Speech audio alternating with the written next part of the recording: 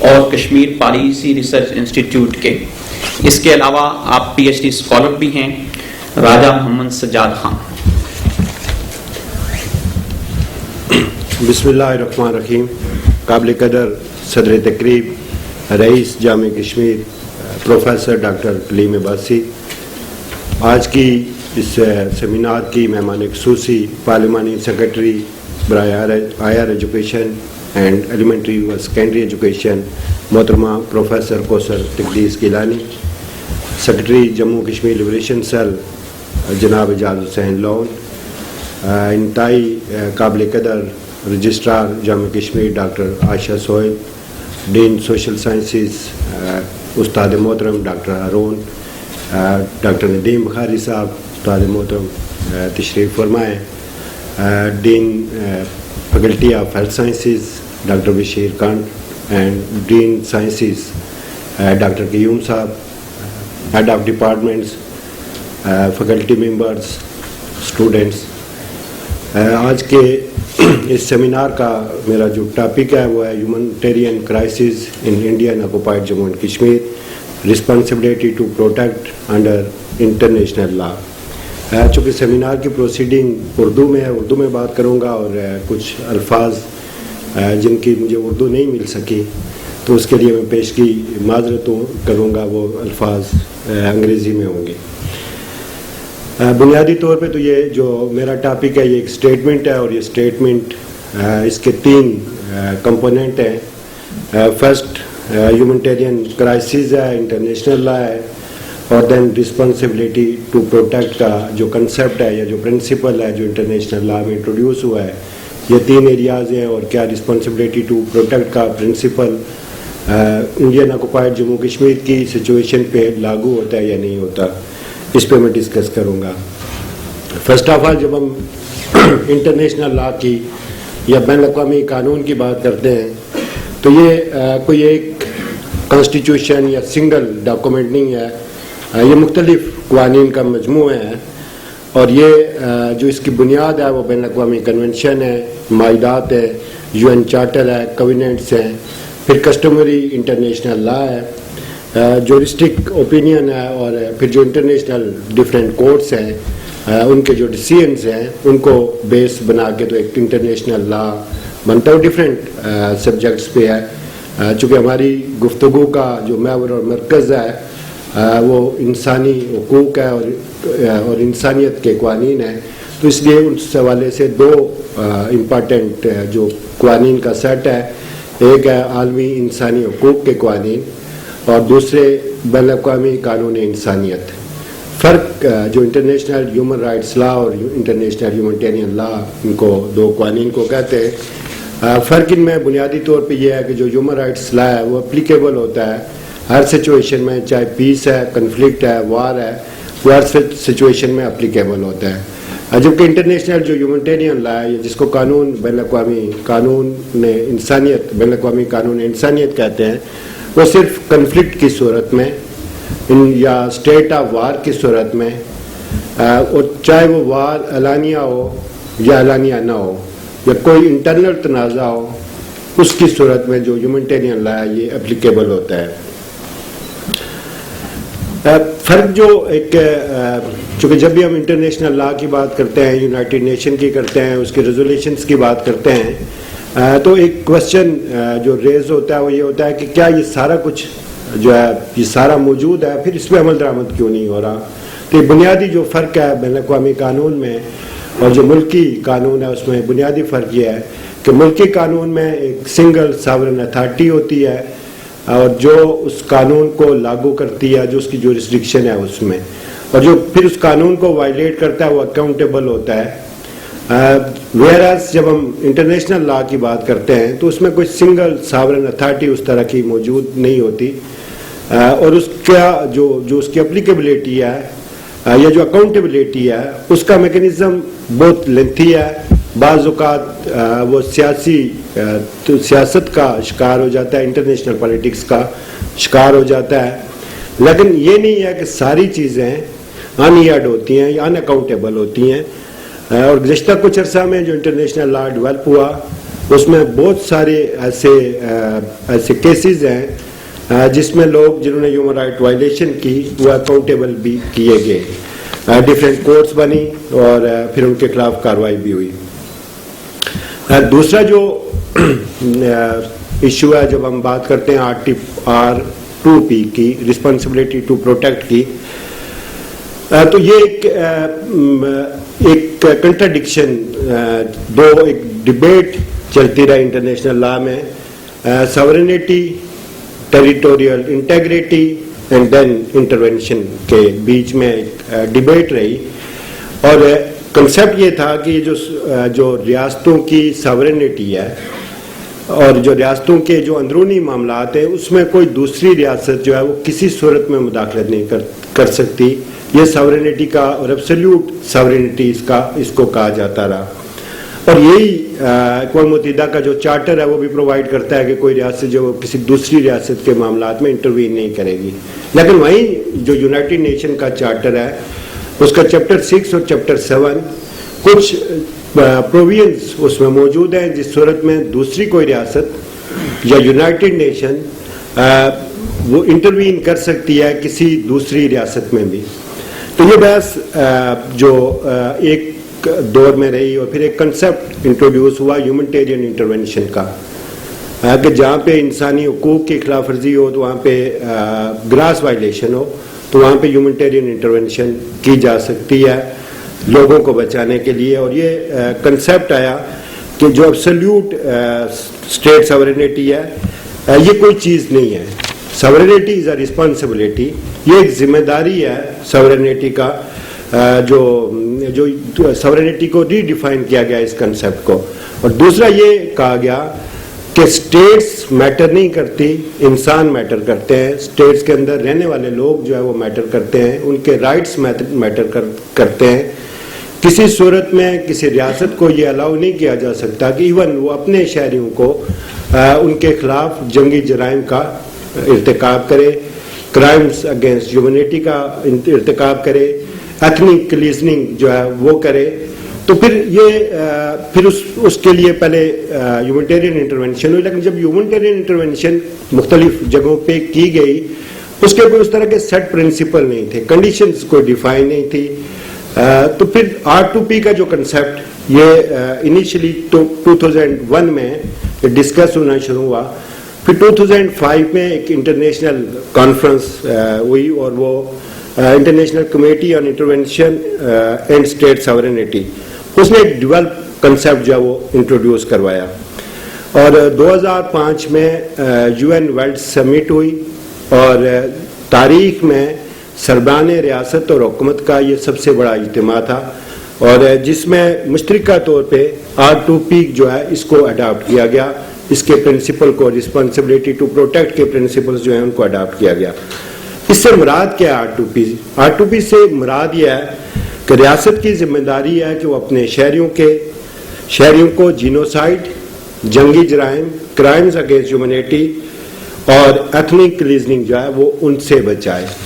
یہ بیسک جو رسپانسبلٹی ریاست کو دی گئی، اور اس کے پھر 3 پلرز ڈیفائن کیے گئے۔ پہلا پلر یہ تھا کہ یہ ہر ریاست کی انفرادی ذمہ داری ہے کہ وہ اپنے شہریوں کو ان سارے جرائم جن کا میں نے ذکر کیا، جینوسائڈ ہے، ایتھنک کلیزننگ ہے، کرائم اگینسٹ ہیومنٹی ہے، وار کرائمز ہیں، ان سے بچانے کے لیے ریاست کردار ادا کرے۔ دوسرا اس کا پلر یہ ہے کہ اگر وہ ریاست، اس کے اندر کیپیسٹی نہیں ہے اتنی، وہ ریاست اتنی اسٹرانگ نہیں ہے، اتنی مضبوط نہیں ہے، تو پھر انٹرنیشنل کمیونٹی کا یا دیگر ریاستوں کی ذمہ داری ہے کہ وہ اس کی کیپیسٹی بلڈنگ میں اس ریاست کو سپورٹ کرے۔ اور تیسرا اس کا پلر یہ ہے کہ اگر وہ ریاست، کوئی بھی ریاست اگر اپنی ان ذمہ داریوں میں ناکام ہو جاتی ہے تو پھر ریاستوں کی مشترکہ ذمہ داری ہے، it is the responsibility of the states کہ وہ پروٹیکٹ کریں ان لوگوں کے رائٹس کو، ہیومن رائٹس کو، اور اس کے لیے انٹرونشن کے ڈیفرنٹ ویز ہیں، جس سے وہ اکانومک بلاکیڈ ہے، سفارتی جو پریشر ہے وہ استعمال ہو سکتا ہے، ملٹری انٹرونشن ہو سکتی ہے، جو ڈیفرنٹ جو یونائٹڈ نیشن کے چارٹر میں موجود جو چیزیں ہیں اس کے مطابق انٹروین کیا جا سکتا ہے۔ اور 2011 میں یونائٹڈ نیشن نے रेजोल्यूशन नंबर 1175 के जरिए आइवरी कोस्ट में इस प्रिंसिपल का R2P के प्रिंसिपल का इतलाक किया। फिर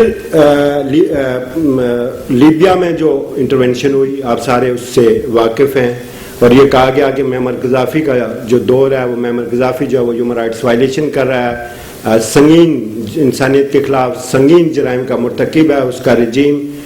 तो इंटरवेंशन जो की गई लीबिया में उसको जो उसको बुनियाद दी गई, जो उसको जवाजियत दी गई वो R2P की जवाजियत दी गई कि वहाँ के इंसानों के हुकूक जो हैं उनको प्रोटेक्ट करना है और उसके लिए उस रजीम को हटाना है और लोगों को एथनिक क्लीजनिंग से वार क्राइम से बचाना है। फिर 2013 में अफ्रीकन जो सेंट्रल अफ्रीकन रिपब्लिक है उसमें जो इंसानी हुकूक की जो ये इस तरह की जो ग्रास वायलेशंस हैं उनको रोकने के लिए यूनाइटेड नेशन सिक्योरिटी काउंसिल ने रेजोल्यूशन नंबर 2127 जो है वो पास की। इस तरह कुछ जगहों पे इम्प्लीमेंट हुआ, कुछ जगहों पे स्टिल इम्प्लीमेंट नहीं हुआ R2P का principal, but United nation security council ने रेजोल्यूशन उनके हवाले से भी पास की। जैसे यमन के क्राइसिस में साउथ सूडान का जो इशू था उसमें यूनाइटेड नेशन सिक्योरिटी काउंसिल ने R2P की जो है उसके इतलाक की बात की। अब जो हमारा जो मौजू है या जो हमारा एरिया है जिससे हमारी इंटरेस्ट है वो है कश्मीर। तो क्या मकबूजा जम्मू कश्मीर में जो R2P का प्रिंसिपल है उसका इतलाक हो सकता है या नहीं हो सकता? इसको समझने के लिए बुनियादी तौर पे हमें ये देखना होगा कि तनाज़ा कश्मीर की हैसियत क्या है। क्या ये कन्फ्लिक्ट है बिटवीन इंडिया एंड पाकिस्तान या इंटरनल कन्फ्लिक्ट है इंडिया का? जो इंटरनेशनल लॉ है उसके मुताबिक जो कश्मीर का कन्फ्लिक्ट है ये UN रिकग्नाइज डिस्प्यूटेड टेरिटरी है।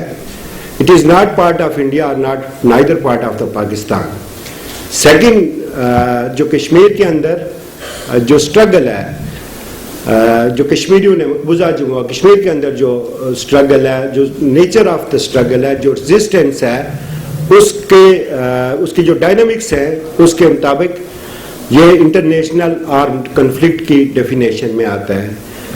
जब ये इंटरनेशनल आर्म्ड कन्फ्लिक्ट की डेफिनेशन में आता है तो इंटरनेशनल ह्यूमैनिटेरियन लॉ जो है वो इस पे कश्मीर की सिचुएशन में भी एप्लीकेबल होता है और इसका एक्सेप्ट इंडिया, सारी दुनिया ये तस्लीम करती है कि कश्मीर एक मुतनाज़ा इलाका है जिसके मुस्तकबिल का फैसला होना बाकी है। जो 1947 में कश्मीर पे जो हिंदुस्तान का कब्जा था, जो फौजी हिंदुस्तान ने उस कश्मीर में कब्जा किया, अगर आप हिंदुस्तान का क्लेम ये था कि जो महाराजा हरि सिंह है उसने असेशन किया इंडिया के साथ, but that claim was rejected by United nation security council. United nation ने उसके उस क्लेम को किसी जगह पे भी कबूल नहीं किया, बल्कि यूनाइटेड नेशन ने यह कहा कि कश्मीर जो है वो डिस्प्यूटेड टेरिटरी है और कश्मीरियों को आके खुदारादियत दिया जाएगा कि वो अपने फ्यूचर का खुद फैसला करें कि वो किसके साथ किस तरह रहना चाहते हैं। और जो दो बेसिक जो रेजोल्यूशंस का जिसका आज भी हम डे बनाते हैं और ये एडिशन है जो 5 जनवरी 1949 की रेजोल्यूशन है, ये एडिशन है 13 अगस्त 1948 की रेजोल्यूशन में। ये आडापूस में हुआ 5 जनवरी 1949 की रेजोल्यूशन जो है। ये दोनों रेजोल्यूशंस का अगर आप टेक्स्ट पढ़ें तो उसके टेक्स्ट का जो ऑपरेटिंग जो इसका पैराग्राफ है वो ये बताता है कि हम दोनों मुल्क पाकिस्तान और हिंदुस्तान इत्तेफाक करते हैं, हम एग्री हैं इस बात पे कि कश्मीरियों को जो है वो कश्मीरी अपने फ्यूचर का फैसला करेंगे। सो ये जस्ट रेजोल्यूशन नहीं है जिसको आप सिर्फ एक करारदाद भी नहीं कह सकते। अगर आप इसको बैनुल-अक़वामी लॉ में ये एक एग्रीमेंट है, ट्रीटी है बिटवीन पाकिस्तान एंड इंडिया और ये ट्रीटी सबमिट हुआ है यूनाइटेड नेशन सिक्योरिटी काउंसिल में। United nation commission for India and Pakistan जो was established by UN security council. सो ये एक ट्रीटी की हैसियत रखता है। फिर 2019 में जो भी जिस बैकग्राउंड का जिक्र डॉक्टर नज़ाकत साहब ने किया, जो मकबूजा जम्मू कश्मीर को एनेक्स किया गया, उसके 370 अमेंड हुआ और 35A अब्रोगेट हुआ। अगर आप 370 और 35A का जो उसकी इंडियन कॉन्स्टिट्यूशन में प्रेजेंस थी उसका बैकग्राउंड देखें तो हिंदुस्तान का क्लेम ये था कि जो एसेशन हुआ था उसका कश्मीर का महाराजा हरि सिंह ने जो किया था हिंदुस्तान के साथ, जो एसेशन की टर्म्स हैं वो इस कॉन्स्टिट्यूशन का हिस्सा है। सो जब ये दोनों जो बेस था उसका जिसको सो कार्ड वो अपना लीगल बेस मानता था, वो भी हिंदुस्तान के कॉन्स्टिट्यूशन से खत्म कर दिया गया। तो अब जो हिंदुस्तान की कश्मीर में जो हैसियत है वो एक काबिज की हैसियत है और ये जो एक्ट है ये सारी यूनाइटेड नेशन रेजोल्यूशंस की और स्पेशली जो रेजोल्यूशन 91 ऑफ 1951 है यूएन सिक्योरिटी काउंसिल की और रेजोल्यूशन 122 ऑफ 1957 उनकी ग्रास वायलेशन है। दोनों रेजोल्यूशंस ये कहती हैं नाइदर पाकिस्तान नार इंडिया कोई भी उसकी कोई असेंबली हमारे कश्मीरियों के मुस्तकबिल के का फैसला नहीं कर सकती, किसी एक पार्ट का तयन नहीं कर सकती कि हम मर्ज हो चुके हैं, किसी आज़ाद कश्मीर को कोई मर्ज कर ले या ऑक्युपाइड कश्मीर को, पूरी state of Jammu and Kashmir के किसी एक पार्ट को, अनलेस के पूरी state of Jammu and Kashmir में जो 14 अगस्त 1947 को एग्जिस्ट करती थी उस state of Jammu and Kashmir के लोगों को jointly right to self determination नहीं दिया जाता अंडर यूनाइटेड नेशन और वो खुद फैसला नहीं करते, तो कोई एक पार्ट जो है वो किसी के साथ एनेक्स नहीं हो सकता। तो इस सूरत में जो सिचुएशन ऑक्युपाइड कश्मीर में पहले जो डेवलप होता है वो ये है कि हिंदुस्तान ऑक्युपायर है। जब हिंदुस्तान ऑक्युपायर है तो आलमी बरादरी की जिम्मेदारी है कि उस ऑक्युपायर को वहां से निकालने के लिए R2P का इस्तेमाल करें। फिर 9 लाख वहां पे भारतीय फौज की प्रेजेंस है, heavily militarised zone in the world occupied Jammu and Kashmir है। 30 सालों में तकरीबन, इससे पहले की शहादतें मजमूई तौर पे तो 6 लाख से ज्यादा लोग 1947 से लेके आज तक शहीद हो चुके हैं। हम काउंट 47 के जम्मू के शोदा को और 65 को हम इग्नोर करते हैं, 71 को इग्नोर करते हैं। ये नहीं कि 71 से 89 तक बिल्कुल खामोशी थी, इस दौरान भी शहादतें होती रही, बट वो उस तरह की पब्लिक नहीं हो सकी, रिपोर्ट नहीं हो सकी, कोई ऐसा मैकेनिज्म नहीं बन सका कि वो उनकी नेचर का पता चल सके कि कैसे हुआ। 6 लाख से ज्यादा शहादतें हैं, लेकिन 1 लाख से ज्यादा गुज़िश्ता 30 सालों में शहादतें हुई।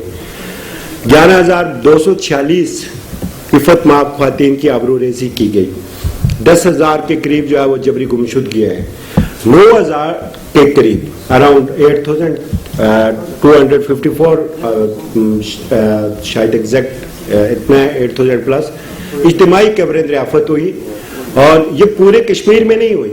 अगर इसको मज़ीद अगर सर्च किया जाए तो इनकी तादाद कई गुना इससे ज़्यादा हो सकती है।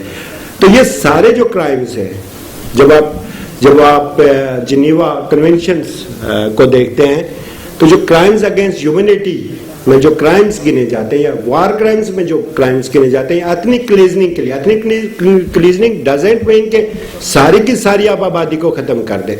आप अगर एक एक्ट भी करते हैं उस आबादी की अय्यत को, उसकी तनासब को कम करने के लिए, even single piece of legislation, वो भी एथनिक क्लीजनिंग की डेफिनेशन में आता है। उसके लिए जरूरी नहीं कि पूरी की पूरी आबादी खत्म करें। तो ये सारे जो एक्ट है ये उसके R2P के जो प्रिंसिपल है इन्वोक करने के लिए जो बुनियादी चीजें हैं।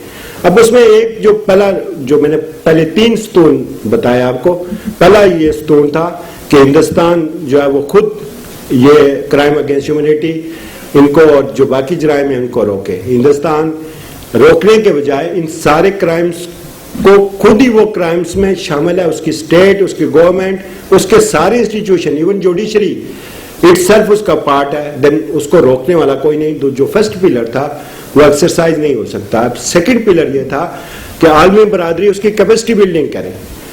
कैपेसिटी बिल्डिंग की जरूरत हिंदुस्तान को नहीं थी, लेकिन आलमी बरादरी ने कोशिश की पाकिस्तान और इंडिया के दरमियान और कश्मीरियों के दरमियान इस डिस्प्यूट को रिजॉल्व करने के लिए। आलमी बरादरी की किसी भी ऑफर को हिंदुस्तान ने उसका पॉजिटिव जवाब नहीं दिया।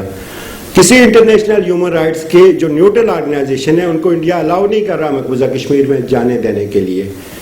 और जो कश्मीर में जो ड्रैकोनियन लॉज اس نے انٹروڈیوس انفورس کیے ہوئے ہیں وہ سارے اس بات کی گواہی دیتے ہیں کہ پہلے دونوں پلر جو ہے وہ جو R2P کے ہیں وہ پلر جو ہے وہ کشمیر کی سچویشن میں کامیاب نہیں ہو سکتے. اب تیسرا جو پلر ہے اس میں ذمہ داری بنتی ہے عالمی برادری کی کہ وہ R2P کے تحت, اور یہ سچویشن ایسی ہے جو میں نے پہلے جو آئیوری کوسٹ کا ذکر کیا, سوڈان کا ذکر کیا, یا جہاں پہ یہ ایکسرسائز کی گئی R2P, ان سے زیادہ worst situation occupied Jammu and Kashmir میں, اس سے زیادہ ایتھنک کلیزنگ کے واقعات ہو رہے ہیں, اس سے زیادہ کرائم اگینسٹ ہیومینٹی ہو رہے ہیں. تو یہ عالمی برادری کا فرض بنتا ہے. اب اس کے لیے ضرور تصور کیا ہے کہ Pakistan United nation general assembly میں ایک ریزولوشن پاکستان کو, اور ہم 5 اگست 2019 سے مسلسل جو مختلف سیمینارز ہیں ان میں 2 چیزیں کہتے ہیں. ایک تو پاکستان کو, چونکہ ہندوستان کا جو ایکٹ ہے 5 اگست 2019 کا, that is also gross violation of Shimla agreement, اور ہندوستان اس شملہ ایگریمنٹ کے پیچھے چھپتا ہے. پاکستان کو اس شملہ ایگریمنٹ سے عالمی قانون اجازت دیتا ہے کہ پاکستان اس سے نکل آئے, اس شملہ ایگریمنٹ سے. دوسرا یہ ہے کہ یو این سیکورٹی کونسل میں ویٹو پاورز ہیں, 5P کا کلب ہے, سپر پاورز کا کلب ہے, شاید وہاں پہ ہماری کوئی ریزولوشن ویٹو ہو جائے, ہم اس پوزیشن میں نہیں ہیں. But United nation general assembly میں ہم اس کیس کو لے کے, ان دونوں چیزوں کو لے کے جا سکتے ہیں. وہ ہم اس میں بھی ہمیں کامیابی نہ ملے, but that will be a good opportunity to internationalize this issue. So یہ جو لیگل جو ڈیفرنٹ کورسز ہے, میرے عدنان صاحب اس کے بعد بات کریں گے. تو میرا خیال ہے کہ جو انٹرنیشنل جتنے لیگل فارم ہیں ان کو اپلائی کرنا چاہیے. تھینک یو سو مچ. میں نے آپ کا شاید وقت جو میرا ریزرو تھا اس سے زیادہ منٹ لے لیے. Thank you so much.